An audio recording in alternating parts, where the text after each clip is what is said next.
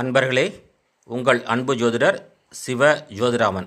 இன்றைக்கி நம்ம பார்க்க போதுங்க, போன வீடியோவில் பார்த்தீங்கன்னா தான் அந்த மாந்திரிக கலை, தெய்வீக கலைன்னு மாந்திரிக கலை, அதில் சிறு சிறு விளக்கங்களை கொடுத்துக்கிட்டே வரேங்க. அப்போ தான் உங்களுக்கும் நல்லபடியாக புரிய வரும். ஒரு சின்ன உதாரணம் சொல்கிறேங்க. நீங்கள் காளி சித்தி எடுத்துருக்கீங்க. முதல்ல விநாயகர் சித்தி எடுக்காமல் இந்த சித்தி எடுக்க முடியாது. இப்போ விநாயகர் சித்தி எடுத்துருக்கீங்கன்னு வச்சுங்களேன், உச்சிஷ்ட கணபதி சித்தி எடுத்துருக்கீங்க, அல்லது அதை முடிச்சுட்டு காளி சித்தி எடுத்துருக்கீங்க, அல்லது வீரபத்திர சித்தி எடுத்துருக்கீங்க, அல்லது கருப்பணசாமி சித்தி எடுத்துருக்கீங்க, அல்லது இந்த சுடலை மாட சித்தி எடுத்துருக்கீங்க, அல்லது அங்காளம்மன் சித்தி எடுத்துருக்கீங்க. இது மாதிரி நிறைய தெய்வங்களுடைய சித்தி எடுத்துருக்கீங்கன்னா, ஒரு இடத்துல நீ சித்தி எடுத்து முடிச்சிட்டிங்க, 48 நாள் கரெக்டாக பயிற்சியை முடிச்சிட்டிங்க, உங்களுக்கு அந்த தெய்வத்தோட அனுகிரகம் கிடச்சிருச்சு.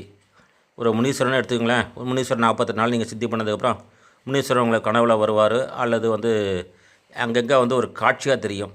எப்படி காட்சியாக தெரியும்னு கேட்டிங்கன்னா, போகிற வழியில் உங்களுக்கு ஏதாவது ஒரு ஆபத்து வருதுன்னா அதை தடுத்து நிப்பாட்டுற மாதிரி ஏதோ அறிகுறிகள் காமிப்பாங்க. இது மாதிரி ஏதோ ஒரு அறிகுறிகள் தெரிய ஆரம்பிச்சதுன்னா அப்போ அந்த சித்தி ஆயிடுச்சுன்னு அர்த்தம்.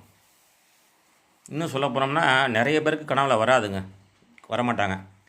நல்ல சிந்தனை, அதாவது அதே நினச்சிக்கிட்டு இருக்கவங்களுக்கு மட்டும் அந்த கனவுல வருவாங்க. மற்றபடி நார்மலாக நீங்கள் மந்திரம் சொல்லிட்டு நார்மலாக சாப்பிட்டு படுத்து தூங்குறவங்களுக்கு அந்த நினைப்பு இல்லாமல், மந்திரம் சொல்லிட்டோங்கிற நினைப்பு இல்லாமல் நான் பாட்டு நார்மலாக ஒரு வீடியோ பார்த்துட்டு படுத்து தூங்குறவங்களுக்கு கனவுல வரமாட்டாங்க. ஆனால் அவங்க கூட இருப்பாங்க, கூட இருந்து உங்களை பாதுகாப்பு பண்ணுவாங்க.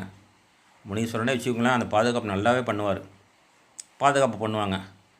இது மாதிரி சித்தி முடிக்கிறதுக்கப்புறம் உங்களுக்கு நம்ம ஏதோ செய்யணுமே அப்படின்னு நினச்சிக்கிட்டு நீங்கள் 10 பேர்ட்ட சொல்லுவீங்க, நான் முனீஸ்வரன் சித்தி முடிச்சிட்டேன் அப்படின்னு. அப்போ ஏதோ ஒரு இடத்துல ஒரு அமானுஷ்யம் இருக்குது அப்படின்னு சொல்லி உங்களை கூப்பிட்றாங்கன்னு வச்சுக்கிங்களேன். அமானுஷ்யம்னா இந்த இறந்த ஆத்மாவுடைய தொல்லைகள் இருக்குது, இல்லை செய்வினை இருக்குது அப்படின்னு உங்களை கூப்பிட்றாங்கன்னு வச்சுக்கிங்களேன். உங்களுக்கு அந்த ஆர்வத்தில் அங்கே போக தோணும்.